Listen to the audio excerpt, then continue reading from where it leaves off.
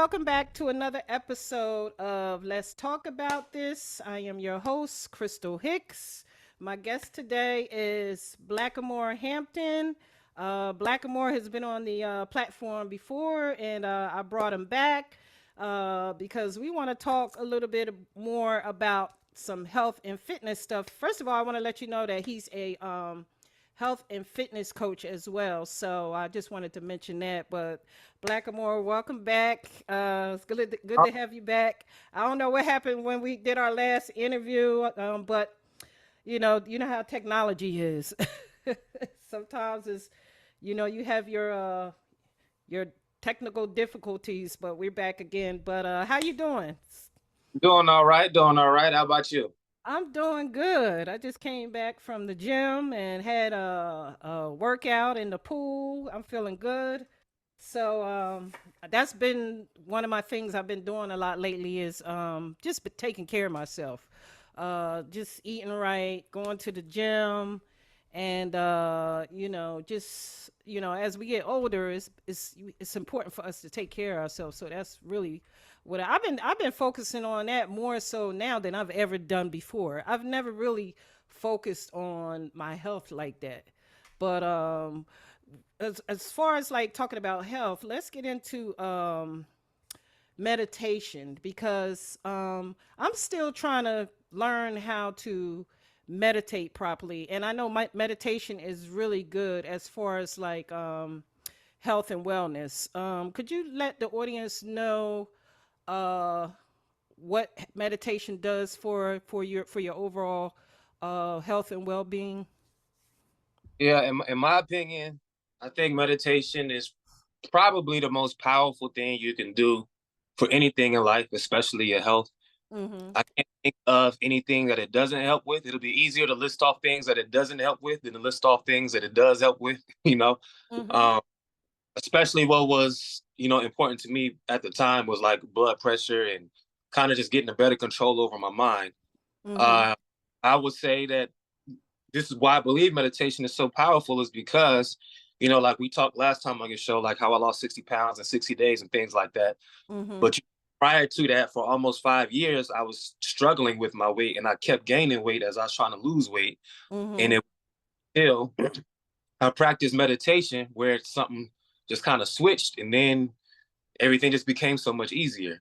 Right. So Why did you start? Why was you gaining weight when you was trying to lose it? What were you doing? Is it doing things that most people do, I stepped on the scale, seen a number I never seen before. So I said, okay, we got to do something about that. right? And so what do I just ate less food and went, did some cardio, got on a treadmill, went jogging around the block, lost the 10 pounds. But as soon as you get back to your original habits, the weight comes back, but it comes back with interest because Okay. like when you eat less food, you're telling your body is like, okay, we're not getting as much food as we used to. Let's Oh, slow them down so we don't burn as much energy. And if you right. just doing cardio, you're not using your muscles for real. You're just running around. Your body's like, we're doing a lot of moving around. We're expending a lot of energy. Let's slow that down so we don't Mm-hmm. survive. Right. So I was stuck in that same loop, and it took me years to. That habit. That Yeah. bad habit. That's funny you said that because today when I was in the pool in my pool class, one of the ladies that was in a class with me, she said that what that was one of her biggest problems was um trying to lose the habits, the eating habits. She was like, I love to eat. And I said, I understand because I love to eat too. And I love to eat almost any and everything. And it's, when you have that habit, when you've been eating whatever you want for so long, and then trying to change that, it's not easy because it did it, we you haven't been eating right properly for a long time, so it's kind of like trying to break a habit that that you've gotten used to. But once you start eating right properly, then after a while you get used to eating eating the right foods and stuff like that. Because she was saying that she was like, I cannot lose weight, she said, because first of all I love to eat. And I said, I understand, that's everybody's problem, we love to eat, but if we want to lose the weight, we got to do the necessary things we need to do to lose it,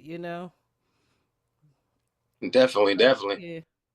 yeah. So yeah, and that's how meditation helped me a lot because I was able to use meditation to basically train my brain to like foods that are for me and not care about the foods that wasn't for me. Mm-hmm. And I was able to, like, because I say I go vegan, and it was like, damn, so how long did it take you to go vegan? Or is it hard? And I was like, no, it was cold turkey. But it's because I practiced in my mind through meditation over and over. So when it was time to perform in real life, it was nothing. Now, how did you practice in your mind with the meditation to help you go vegan? And so I would, so like, if I knew I was going somewhere like a barbecue or anywhere where there's going to be a whole lot of temptation than normal outside of my routine at home where I can control my environment, Like I ribs and mac and cheese and all that there? Right? I would just practice. I would simulate the event in my mind, like as most realistic as I could picture it in my mind, and just practice saying no and practice resisting it and practice figuring out where the fruit is at and where the water is at. And I would Right. just practice over and over in my mind. So when it was time for me to actually go outside, I rehearsed it. I was like practicing my life before I lived it. Okay. And with meditation, our brain has these different wave states. Like right now, both of our brains is probably in what's called beta state because we're awake, we're alert. We're not really Mm-hmm.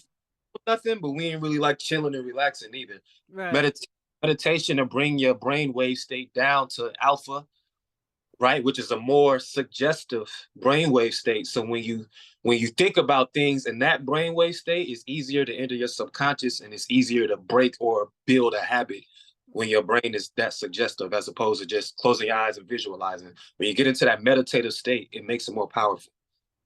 Oh, really? I gotta. So how exactly? Because I know that I've been meditating, but I've been doing a lot of my meditation like in the pool. Because I found that when I'm in the pool and I'm laying on my back, my ears are in the water, so I can't really hear anything. So as I'm laying in the water, I would meditate for like maybe about 10 minutes, right after the class, and that's when I could start focusing on um, my breathing and just getting in tune with myself. Mm. So when you meditate, do how long do you meditate for? It could be as little as 10 minutes. It could be as long as an hour or two. Oh, But really? typically it's about 20 minutes. If I know I got like the day to myself and I ain't got the kids and stuff, then I know I'm working on something and I'll lock in for like an hour or maybe 2 hours. Okay. But typically about 20 minutes. Okay. Now, how for the audience who don't know, because some people, especially in our community, a lot of us black folks, we don't know nothing about meditation. A lot of us don't, and I didn't know anything about meditation until I started involving myself in self awareness. And so, how exactly do you meditate?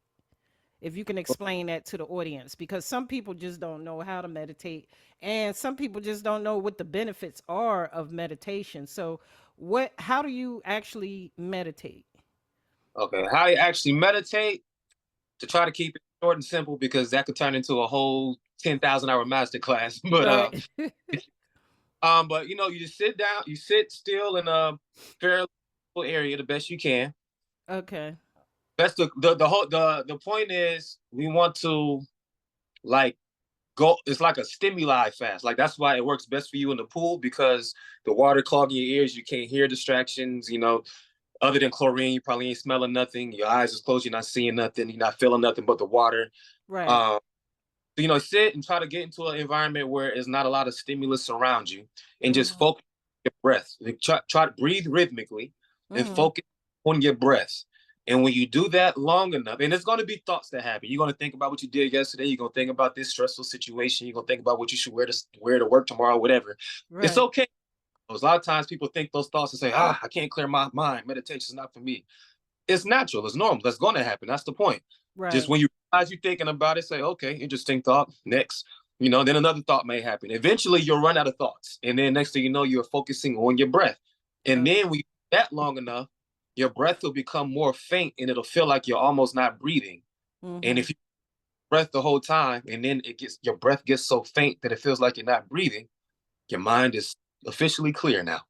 And Okay. then sometimes we wake up like, oh shoot, I did it. And then but you got to start the process over. Right. Um, but yeah, that's how you meditate. Just focus on your breath until you'll know when it happens.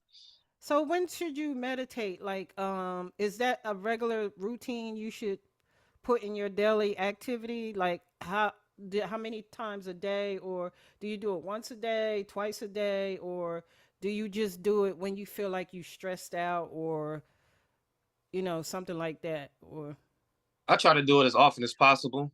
okay, 'Cause, you want to be proactive about it, right? You don't want to wait until you're stressed and then right. be real.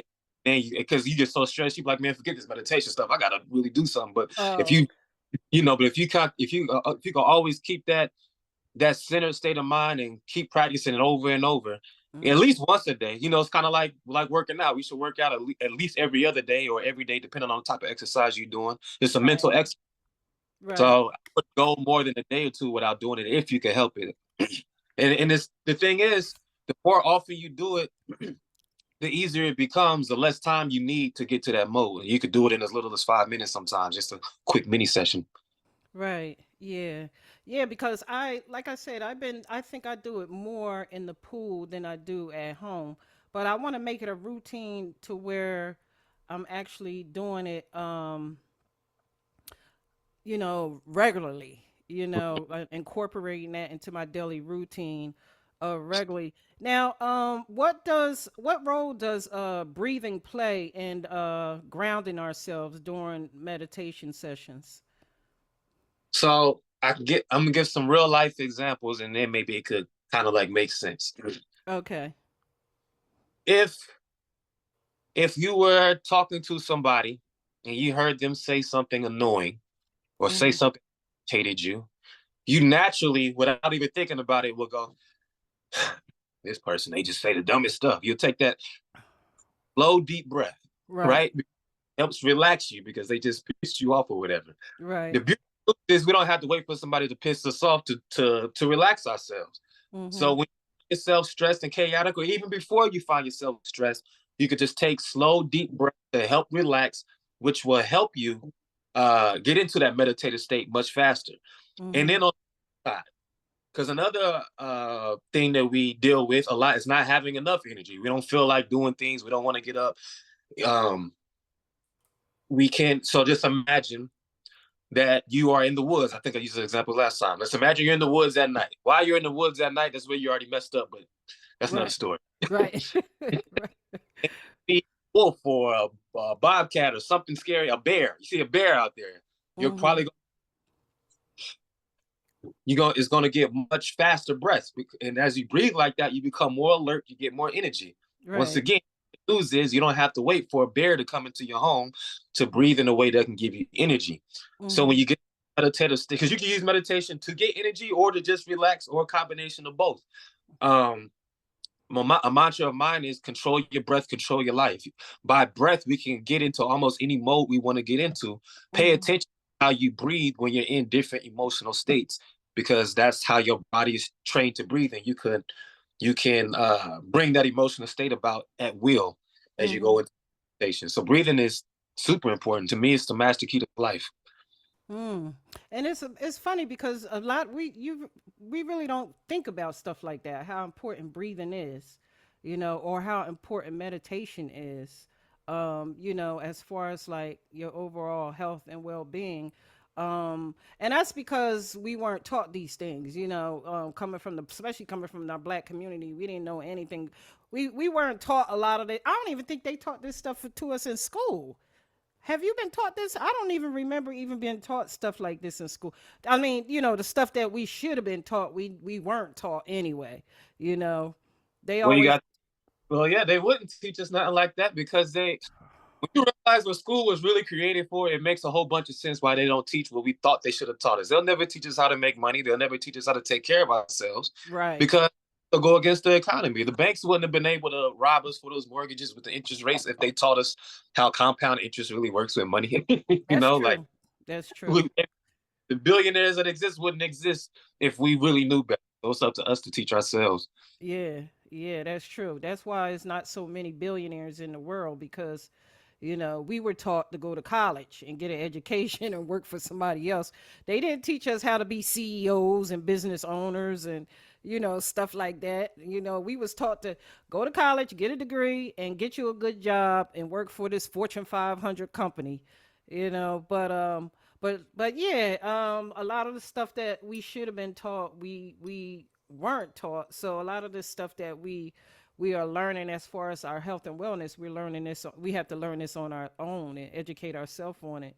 You know, so now as far as like now, how can breath work practices enhance the effectiveness of meditation and promoting like relaxation and a peace of mind?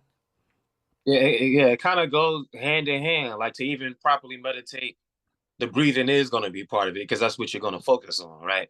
Yeah. So, and and as you focus on your breath, it's just a way to like to come back to the present, right? Because a lot of times a lot of us live in a time that is not now. We're either stuck in the past or we too worried about the future instead of like what's literally in front of us right now. So when you Yep. focus on your breath, there's like not anything.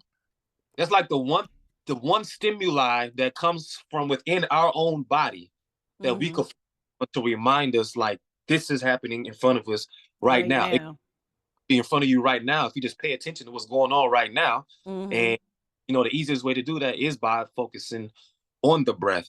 Even when Mm-hmm. you think like when kind of switching the angle a little bit, like when COVID happened and the pandemic happened, and Mm-hmm. one of the main things I wanted to make sure is like your oxygen levels was right. There Mm-hmm. was breathing exercise, like I caught COVID around the first time around, and I did certain breathing exercises to like kind of get a rush of oxygen in and make sure my oxygen levels was right. And then by doing that, it's deep breaths on the inhale, and then you exhale just a little bit, like Mm-hmm. when you do that 10 to 30 times, you get more of a rush of oxygen in. It oxygenates the blood and it helps very temporarily, but you'll be like damn near invincible to disease for a few minutes when you do that, when you breathe in that bunch of oxygen and when you get in all that O2 in your body. Mm-hmm. Like before, it's like breath is like the master key to life. Like even when you think in the book of Genesis, God blew breath in the lungs. Like it all starts. Mm-hmm. So yeah, breath That's is super. that's amazing because you know that we never that's something you never really even think about. You know how important breathing is, and sometimes you could find yourself not breathing properly. Like if, like you said, if you're like if you're in a situation where you got a lot on your mind and you got a busy lifestyle, you find yourself not properly uh giving yourself oxygen by breathing regularly. Like sometimes you can find yourself like you ever find yourself just like holding your breath for some reason, just like it's like a natural thing, like you're not really breathing. You Yeah, know, I found myself doing that sometimes too. And yeah, a lot. And I found that and like kind of being stressed a little more than normal tends to correlate with. I know we talked about this last podcast, but it tends to correlate with high blood pressure. mm-hmm. Because that was the case for me. And even it's funny, I talk about blood pressure like on my social media, on my TikTok.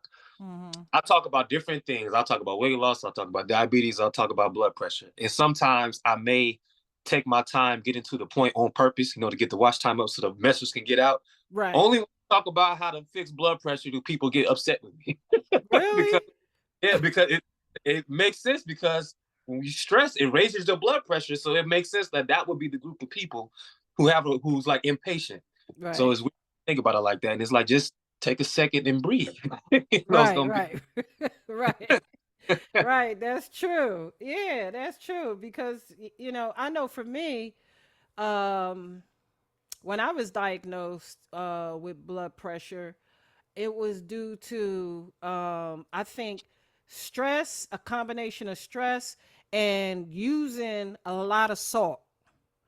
Mhm. Cause I think we talked about this before. I used to put salt on almost everything that I eat. for some reason I had to have salt, even on my fruit. I don't know why, but even like if I had a grapefruit, or except like an apple, but if I had grapefruit, I had to have salt on it. Or even like if I was out eating different foods and stuff, I was adding salt on that. And that's when I started, when my doctor told me a lot of it came from fast food, and how she explained how salt was already in the food that you eat, and then you're Mhm. adding salt on top of it. That's when the light bulb went off in my brain, and I was like, okay, I need to cut down on salt. Because, like for instance, ketchup. People don't realize ketchup has salt in it. Like if you get some fries, for Mhm. some people want ketchup on their fries, but now it get to the point, like if I want to get some fries or something like that, I'll get fries with no salt, because I know if I put ketchup on it, it's going to have salt on it anyway. So I just like been cutting back on a lot of that, and not, and also another thing I've been doing is not allowing things to stress me out. You know what I mean? Stop worrying about things that I can't control, because we could be our own worst enemy. We could be our own worst enemy. We worry about stuff that we shouldn't be worried about. And we eat things that we shouldn't be eating. We do a lot of damage to ourselves, and Yep. not real, and it's subconsciously. It's not like we're consciously doing it. It's subconsciously that we're doing stuff like that. So now I'm a lot more conscious of how I eat and what I'm putting in my mouth, or um letting life situations bother me, especially things I can't control. So I don't know if you find yourself doing that, but I do. I found myself doing that a lot lately. Once I became more aware, self-aware. Yeah, that goes back to the importance of meditation. Because, like you said, it is subconscious. Our sub Mm-hmm. like our subconscious brain is so it runs our life. Like, just think of all the times you've been driving and maybe talking on the phone at the same time, or maybe Right. even on the phone, maybe just thinking about something. And the next thing you know, you got to your destination. Your Mm-hmm. subconscious brain led you there because you weren't paying attention really, but you drove so many times, you took that route so many times, it Right. was automatic. So sometimes when we're living life and we'll have something stressful happen, we just automatically go to the pantry and get our favorite dessert to make us feel better. Not even thinking. We're not, because we're not in the moment. We focused on whatever stressed us out or whatever. That's why Right. the is so important, because when you become aware of something, your subconscious brain is still 20 times more powerful than your conscious brain. So if you don't figure out that into your subconscious programming, you knowing it don't mean anything. Just think about it. We Mm. live in an information age. Anything you want to learn today, you can learn on the internet. You can literally learn how to become a billionaire. You can learn how to heal yourself. You can learn how to. My brother looked up how to fix his car so he didn't have to go to the mechanic one time. He saved himself $1,200. You can look up anything. So it's amazing that there's all this life advice on how to get healthy, how to make money, how to do better in relationships. But we still suck at all of those things because we haven't programmed our subconscious. We became aware of it, but we Right. didn't program ourselves and actually train our subconscious on it. Yeah. Yeah. That's true. That's true. Speaking of learning something on YouTube, I went on YouTube and learned how to swim. Because I didn't know how to swim properly. So, even though I take pool classes, we don't focus on swimming. We actually just focus on working out. Mm, But, as I got used to being in the water and in the deep end of the water, I started getting comfortable with the water. And, because sometimes people won't like the deep end of the pool. Some people panic or instantly, because yeah. and that's the worst thing to do. That's one thing I learned, that never panic, because when you panic, that's when things go wrong. So, I got comfortable with being in the deep end of the water, so I was like, you know what, now that I'm comfortable being in the deep end, let me just learn how to swim while I'm here. So I went on YouTube and took a course on how to swim, and now I'm swimming now. So but yeah, those things, it's amazing how we have all this information and we don't use it. And I think a lot of times we spend most of our time, not a lot of us spend most of our time on things that we really don't, that's not benefiting us, you know so it is a subconscious thing, as far as like, our health, and meditation and breathing and stuff like that. But those things are very important. And once you start combining all those things together, everything starts to make a lot of sense. You know what I Yep. mean? Like, eating right, taking care of yourself, you know, feeding your mind spiritually. All those things start to come together, and they start to make sense. And then you start to feel better. Just, you just start feeling better all the way around. Yep. I don't know if you have those. I'm pretty sure you feel the same way. Yeah. But so when you lost your 60 pounds in the beginning, was it really hard for you to actually lose the weight? And was it hard for you to also change your eating habits? Did it take a long time for you to switch the way that you was eating? Yes and no. So, like I said earlier, almost 5 years prior to those 60 days, 60 pound 60 days thing, all that was a struggle. I was trying to do these little crash diet, fast diet, and not eat Mm-mm. as cut out bread and cut out carbs and go run for 10,000 miles and all of that. And it Mhm. was still because I learned my hypertension was crazy. I was 29. I just had my first child, my daughter, Mhm. and I don't know. Some just told me to like some told me to first just start practice visualizing, and then I started meditating. And I like had this memory when I was in junior high. I used to be in in-house suspension all the time, in school suspension, which is Really? I've never been in, but it's like jail basically. Yeah, I've been in there a couple times too. Yeah.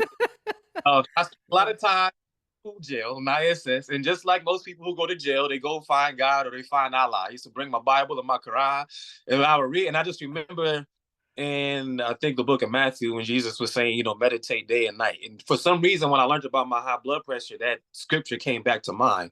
Uh-huh. And so I was like started meditating on my life, on how I wanted to live it day and night. So once I did that, it became easy, and it became easy very fast. So I struggled for years without bringing my subconscious brain into the mix, just knowing I need to lose weight, but not Mhm. knowing. And once I started meditating and practicing and visualizing, at that point, it did become easy. The hardest part was just socially, you got to deal with jokes from your friends and telling, telling them no to the food all the time. But other than that, it was nothing. It was, yeah. Yeah. Now as far as like you're vegan, cuz you're vegan, right? As Mm-hmm. well. So now that's the hard part for me is not going without having any meat. Or I should have a diet. I won't say I am a vegan, but I have a vegan diet. I still will wear leather and all that. Peter might beat me up for things that I do. So I Right. don't know. I don't say I'm a vegan, but I have a vegan diet yet. Oh, okay. Yeah. Yeah, I mean I'm like I don't eat like I eat a like every once in a while I like to have a steak. And then most of the time I have some chicken and fish. That's and those are like the main meats that I really eat. And then I like my seafood. I can't forget about that. I do like seafood. But my thing was I wanted to become vegan, but that's the hard part for me is just going without having meat, you know. Mm. That's Yeah, the hard part. in my experience, and not even just mine, most vegans will tell you, even if the meat was actually easy, it's the cheese. Because Oh, cheese. Oh you don't realize yeah. stuff got dairy in it.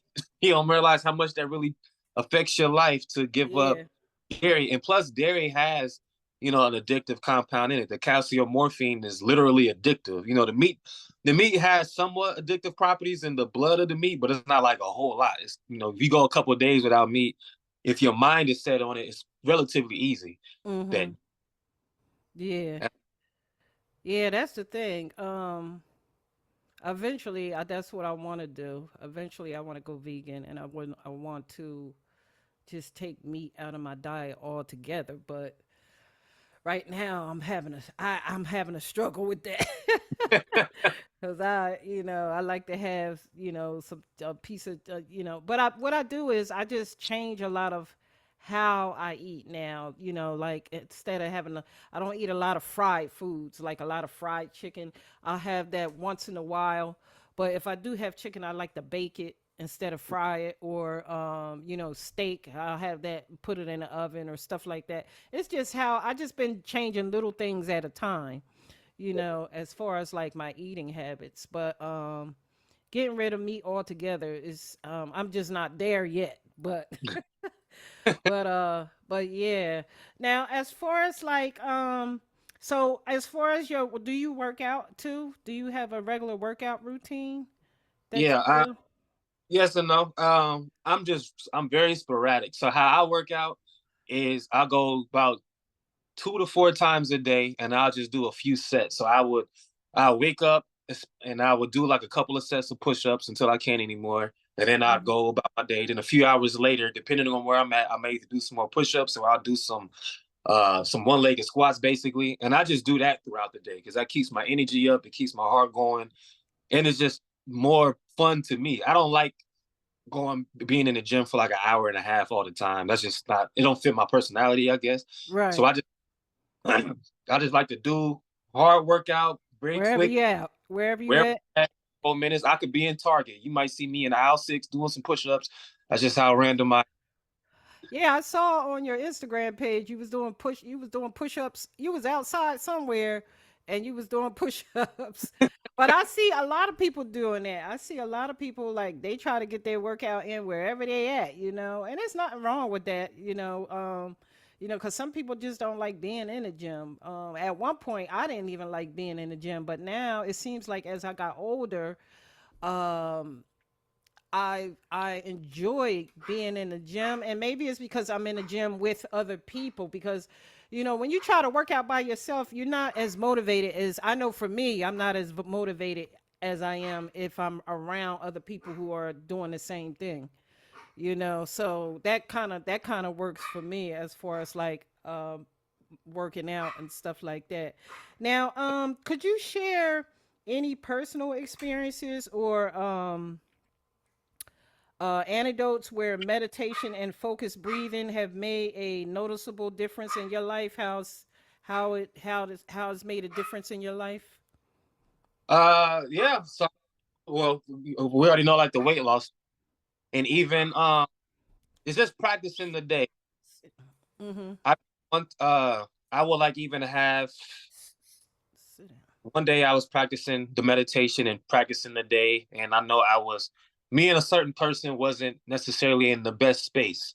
We didn't plan to have a discussion that day, Mm-hmm. but I meditated and visualized us having a discussion just in case, because you never know. Right. And if had I not done that prior, I would have reverted to unhealthy communication habits that I'm prone to. But since I was able to practice it, I believe it made a world of difference. And that's just an example of how many different areas of our life we could use it in. Like it's like basically practicing your life before you live it. I can't think of a situation that it can't help. Mm-hmm. Like I got a buddy, I got him on meditation and visualizing and things like that, and it helped him break a bad habit. I don't know what the habit was; he won't disclose it to me. But whatever it is, he ain't did it since. Mm-hmm. Um, it feels like magic, you know. It's like anything you want to do, you can do it if you practice the meditation right. Right. Right. Oh yeah, that's important. So Mm-hmm. how important is establishing a consistent meditation and breathing routine for a long-term overall health and wellness? Uh, Well, yeah, I'll say this, and this is a number I made up, but I feel like 10 minutes of meditation. I used to I still look at meditation kind of like a sleep supplement, if you will. Like, so sleep is very important. People don't understand how important sleep is. It's a very active process. That's when your body is restoring and healing. That's when mhm. you're processing all the information so you can know how to use it for the next day and stuff, right? That's why sleep is super important. We don't want to Yeah. skip. Sometimes we live a life where we don't get all the sleep that we need, and we didn't trained our bodies to only get 5 hours of sleep, even though we need at least 7. Right. It feels like 10 minutes of meditation equals an hour of sleep, right? Mhm. So you could think of it like for every hour of sleep you miss, do at least 10 minutes to that multiple of meditation. But if you go beyond that, how much more magic is potentially happening in your body and your brain? To give Mhm. a maybe direct example of what I mean, anybody watching this, I challenge you to do this. Next time you get a stuffy nose, sit down and meditate. Focus on your breath, even though you probably can't breathe like that because your nose is stuffy. But just stick to it. About 10 to 12 minutes, your nose will clear. No Tylenol, no nasal spray, no nothing. If meditation could clear a stuffy nose in just 10 minutes, what other things can it do if you do it longer and more consistently? What Mm, disease could be manifesting and developing over time that meditation is helping reverse it now since you're doing it consistently? mm-hmm. Mm-hmm. That's why I'm a big believer in And meditation. meditation. Yeah. Try it. Watching it, try it, and put it in the comments what happens. Yeah, yeah. You definitely got to do that. I want to see some of the audience members do that too, and get some feedback on that. Because that's something that I'm incorporating in my life too. And like I said, I've been doing a lot of it, mostly in my pool classes. Like right after the classes end, I take my time for myself before I get out the pool and do like a meditation for like maybe 5 or 10 minutes. Um, and it was funny because some of the ladies, they was laughing at me. They was like, "What is she doing in that water? She over there floating backwards, and she back and quiet over there." And I was telling them, I said, "Look, I have to get my meditation in before I get out the pool, because that's when I can really focus on my breathing. I pay attention to my breathing, and and that's the time where I don't let nothing affect what's Yep. going on in my mind. Nothing that's like I don't think about what I got to do tomorrow, or I just take that time just to focus on just meditating at that time. But Blaqamore, thanks again for coming on and sharing this information about meditation and how important it is, and how we should incorporate it in our life, because that's what it's all about. It's all about living a better life, especially as we get older. We really need to focus on taking care of ourselves, because we live. This is a fast paced world we live in right now. Everything is just so fast. We always hustling, or we always thinking about how we're gonna make a living and this and that, but we tend to forget about our health. And if we're not healthy, how are we gonna, take care It take care starts. of what we need to take care at home. That's why I've been focusing on my health more so than anything else, because I can't operate properly or at my full potential unless I'm healthy, and but yeah, I just wanted to throw that out there. And for anybody who's watching, please tune in each week and make sure you hit that subscribe button. And you can also follow Blaqamore at all your handles are all the same, right? Blaqamore at gmail.com and Mm-hmm. Instagram.com. The email and at Blaqamore on all social media platforms. Okay, so they're all the same. So thanks again, Blaqamore, for popping in For and having me. sharing that. Yeah. And on that note, we'll talk to you and see you on the next episode of Let's Talk About This. All All right. right, Take peace. care. Bye bye.